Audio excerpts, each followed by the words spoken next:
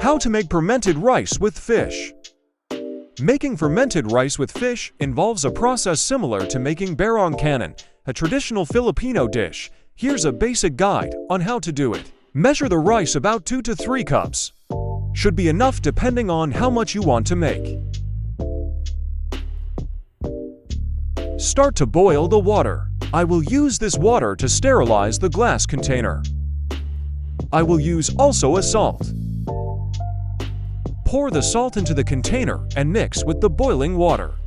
This mixture solution is to be used for sterilizing the glass container. Sterilizing the glass container by soaking them in hot water with salt can effectively kill the unwanted microorganism.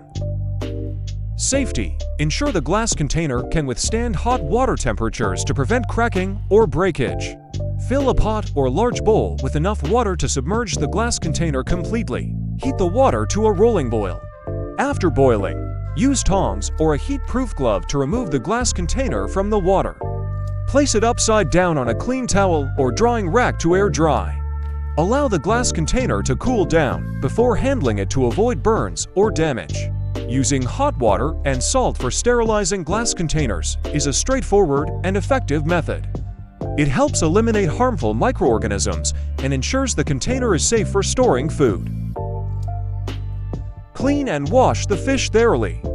If you're using whole small fish like red-eye, pampano, the head already cooked, paksina pampano. Check on my latest short vlog. I just used the tail part of the fish. Rinse the fish under cold running water to remove any surface dirt, scales, or slime. Hold the fish firmly and rub gently to clean the skin. Salt is a traditional method for preserving fish.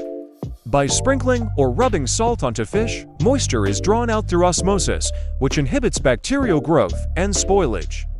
This process extends the shelf life of the fish, making it last longer without refrigeration. Cooked rice. Use day-old rice that has hardened a bit. About 2 to 3 cups should be enough depending on how much you want to make. Sprinkle the rice with salt in preparing for preservation and fermentation. After that, let it sit for a while to cool of the rice. Preservation. Although rice itself doesn't spoil easily, a small amount of salt in the cooking water can help inhibit any potential bacterial growth, especially if the rice is stored for a longer period after cooking. If you forget to add salt during cooking or prefer to adjust the seasoning afterward, you can sprinkle a little salt over the cooked rice and gently mix it in. Be mindful of dietary restrictions or preferences regarding salt intake. You can adjust the amount of salt to suit your taste or health needs. In Filipino cuisine, buro refers to fermented rice or fish paste, often flavored with various ingredients like ginger. Ginger is commonly used in buro for its aromatic and spicy flavor profile. Ginger adds a distinct spicy and pungent flavor to the buro, enhancing its overall taste profile. The aroma of ginger contributes to the complex scent of the fermented mixture, making it more appetizing.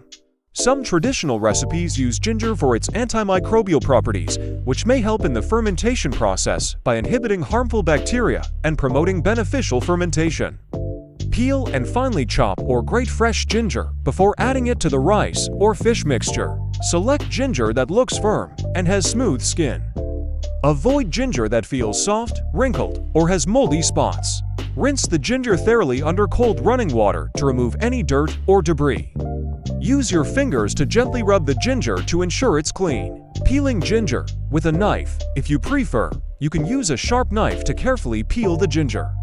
Hold the ginger firmly on the cutting board. Use the knife to carefully slice away the skin in thin, downward strokes. Try to remove only the outermost layer of skin to preserve more of the ginger. Trimming and slicing. Once peeled, inspect the ginger for any remaining skin or tough spots.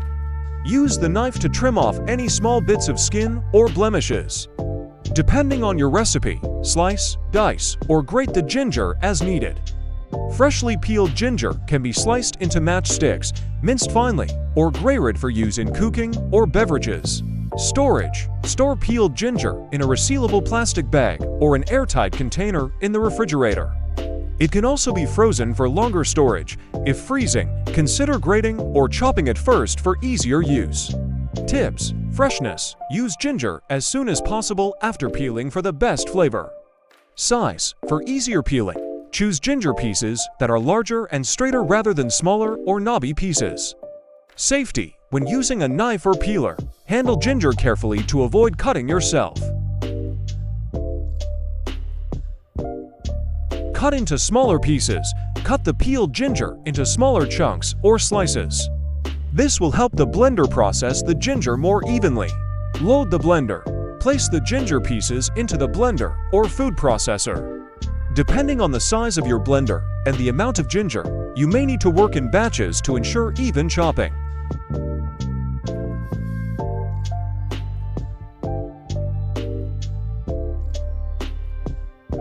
Use a small amount of salt, such as a pinch or to taste, depending on the quantity of ginger you're blending.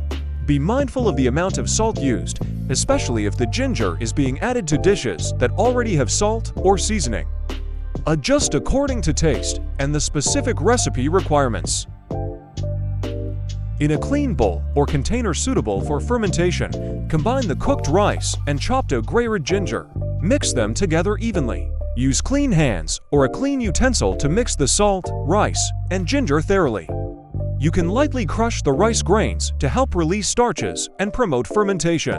Hygiene: ensure all utensils and containers used are clean and dry to avoid contamination during fermentation. Creating a mixture of cooked rice and ginger for fermenting, like in the process of making burong kanin or fermented rice, involves slightly different preparation compared to stir-frying. Add salt to the rice and ginger mixture. The amount of salt used typically ranges from 1 to 2% of the total weight of rice by weight. For example, if you have 500 grams of rice, you might use 5 to 10 grams of salt. Adjust according to your taste and desired level of fermentation. Fermented rice, such as that used in dishes like burong kanin in Filipino cuisine or various other fermented rice dishes found in different cultures, offers several potential health benefits.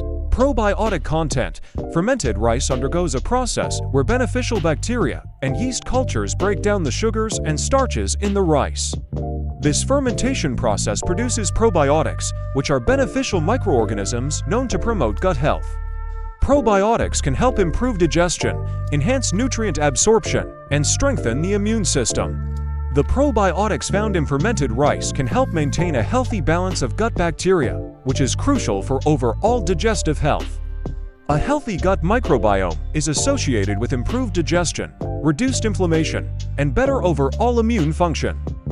Potential anti-inflammatory effects: some studies suggest that fermented foods, including fermented rice, may have anti-inflammatory properties. These effects can help reduce inflammation in the body, which is linked to various chronic diseases and conditions. Precautions: sodium content. Some fermented foods, including fermented rice, may have a higher sodium content due to the salt used in the fermentation process. Individuals watching their sodium intake should consume fermented foods in moderation or choose low-sodium varieties. Allergies: individuals with allergies to specific grains or ingredients used in the fermentation process should exercise caution and consult with a healthcare provider if necessary. Layering the ingredients: in your clean container, start with a layer of rice at the bottom. Add a layer of fish on top of the rice. If using whole fish, you can alternate layers of fish and rice until the container is nearly full. Cover the container with its lid or a clean cloth. Place it in a cool, dry place away from direct sunlight. Let it ferment for about 2 to 3 days. During this time, the rice will absorb the flavors of the fish and develop a tangy taste due to fermentation. Checking and stirring: after the initial fermentation period, check the burong kanin. It should have a slightly sour smell and taste. Stir the mixture gently to mix the flavors evenly. Once fermented to your liking, you can transfer the burong kanin into smaller jars or containers and store them in the refrigerator. This helps slow down further fermentation and keeps it fresh longer.